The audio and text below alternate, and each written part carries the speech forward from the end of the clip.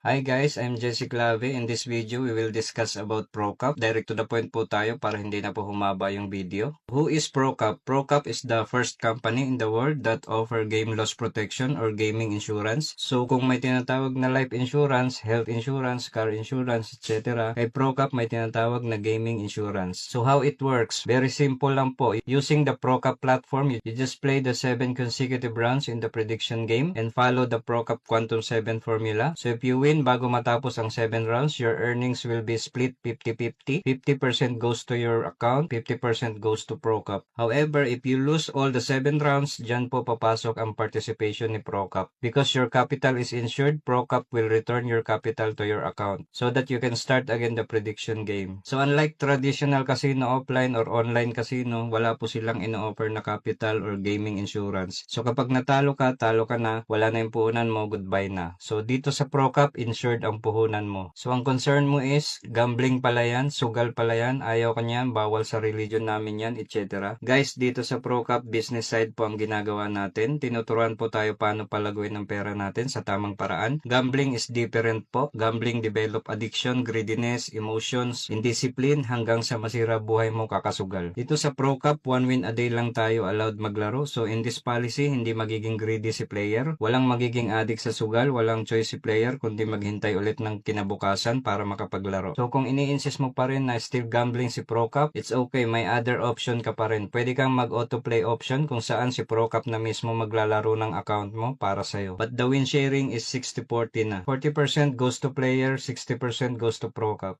ProCup legalities. ProCup is international registered and governed under Seychelles Financial Service Authority in 2022.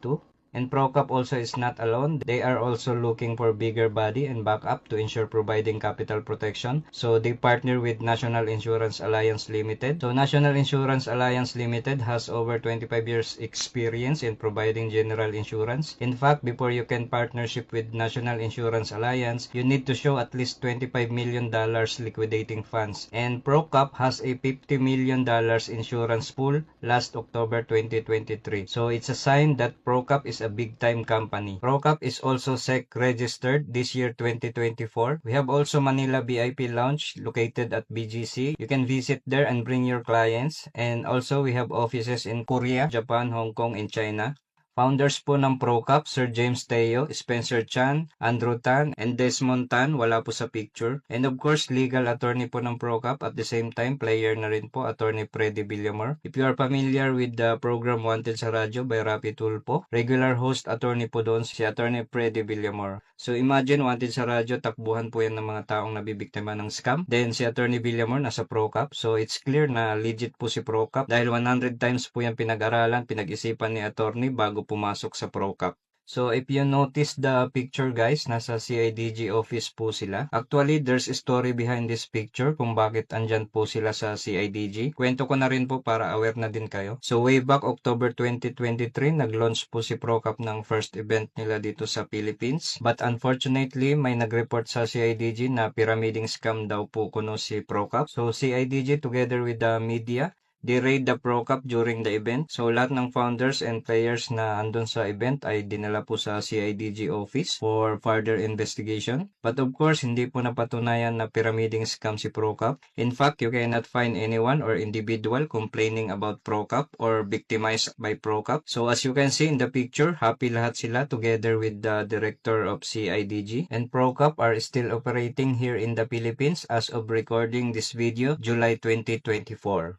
Okay, so let's continue. So bakit kayang ibalik ni ProCup yung capital natin? Hindi ba malulugi si ProCup? According to statistics, 8 players out of 1,000 lang po ang natatalo sa 7 consecutive rounds. So that is 0.78% lang. Wala pa sa 1% yung mga natatalo. So the majority win is 99.22%. So it means sa dami ng player ni ProCup, 99.22% na winners ay kayang-kaya i-cover yung losses niya naman na 0.78% lang. I will show you also my actual account data to support the fact. So here's my account data for the month of June 2024. I have 9 different types of accounts. So as you can see, one of my account, JC, in 1 month of playing, 1 time lang po ako natalon or na insurance. Same as my other account, PD02 and PD05. And the rest po, wala pong talo. And as you can see, the playing rounds, madalas 1, 2, or 3 rounds lang po ay winning na. So bihirang-bihira lang po tayo umabot sa 5 to 7 rounds. So here are the ProCup model, how it works. So from ProCup itself, meron siyang player. And para makapaglaro si player ng prediction games, ProCup is partner with online gaming casino operator which is AE Sexy. And once the player hit the 1 win a day, the 50% of daily winning goes to player account. And the rest 50% goes to ProCup reserve pool. And the part of this 50% goes to National Insurance Alliance for your capital protection. However, in the event you lose the 7 rounds, your capital is protected. ProCup and National Insurance Alliance will return your money into your account. By the way, in terms of Pogo issue, AE Sexy is Singapore-based company. Hindi po sila related sa mga Pogo dito sa Pilipinas. What are the player's account option? We have basic account. Capital is $2,470 with starting bet of $10. We have also enhanced account. Capital is $12,350 with starting bet of $50. We have also deluxe account. Capital is $24,700. Starting bet of $100. And the last is superior account. Capital is $74,100. Starting bet is $300. So here are the playing formula. If your account is basic 2 for 70, so your first round bet start with $10 and follow the formula up to 7 rounds. So if you total the amount from the first to 7 rounds, that is equivalent to your capital of 2,470. So it means wala pong binawas or ginalaw si ProCup sa pera mo. So kung magkano ang pinasok mong kapital, yun din ang gagamitin mong panglaro. You can terminate your account anytime if ayaw mo na, which is malabong mangyari yon as based of our experience sa sobrang ganda ng earnings, we never have planned to terminate. So this is our daily winning percentage. If your account is basic 2 for 70, your first round bet is $10. So if you won at the first round, your winning is $5 because of 50-50 win sharing. $5 is 0.2% as your minimum daily basis and 6% as your minimum in 1 month. So we are only talking the minimum percentage or the worst case if ever.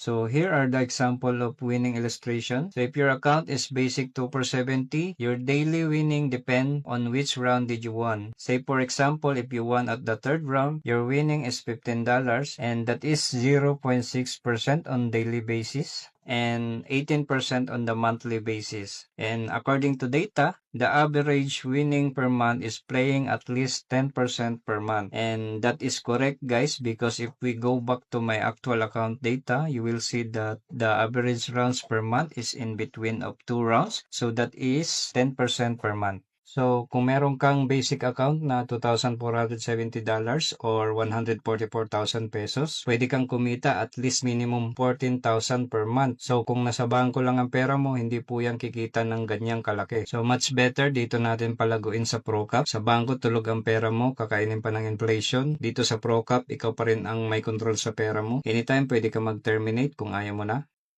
So as of year 2023, total players po ni ProCup ay more than 24,000 coming from around the world. And as of recording this video, July 2024, more or less 80,000 na po ang players ni ProCup. And the same year, 2023, total packages sign up ay umabot po ng $90 million. So in summary, ProCup is a player management platform which provide capital protection program while playing prediction games. ProCup provides formula which is Quantum 7 which has winning rate of 99.22%. Even we have 0.78% losing rate. Don't worry because we are covered. And through ProCup platform and formula, we are able to eliminate emotions, greediness, and indiscipline. So in short, we are not doing gambling. 1 win a day is enough to earn decent money. In ProCup, 50-50% win sharing generates 6 to 42% per month without recruitment or sales quota. And of course, just play 5 to 10 minutes per day and that's it.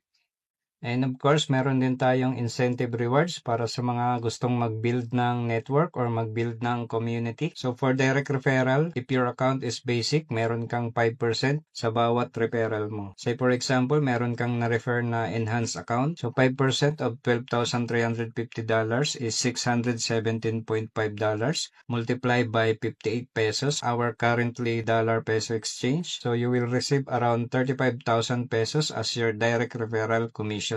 We have also development rewards for basic account up to 5 levels. For level 1, 8%, level 2, 6%, level 3 to 5, 4%. So here are the example for your level 1. Let's say meron kang 5 players na basic account lahat, and assuming na lahat sila ay first round lang nanalo. So meron silang $5 each times 5. A total win of $25. So 8% of $25, meron kang $2. Take note guys, lahat yan ay araw-araw maglalaro. So meron kang araw-araw na minimum $2. And we are talking guys on first level only. And what if meron ka pang second to fifth level, di ba?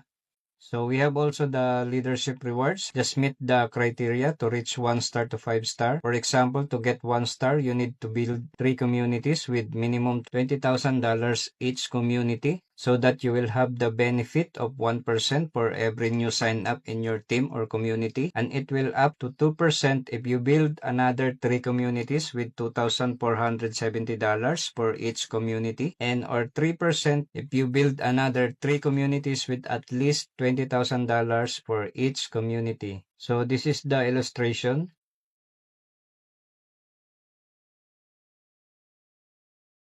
So that's it guys. Thank you for having with me until the end of this video. Hope you will be part of my team soon. If you have any follow-up questions, something is not clear to you, just feel free to message me. So that's it guys. Thank you very much. Hope to see you soon. God bless.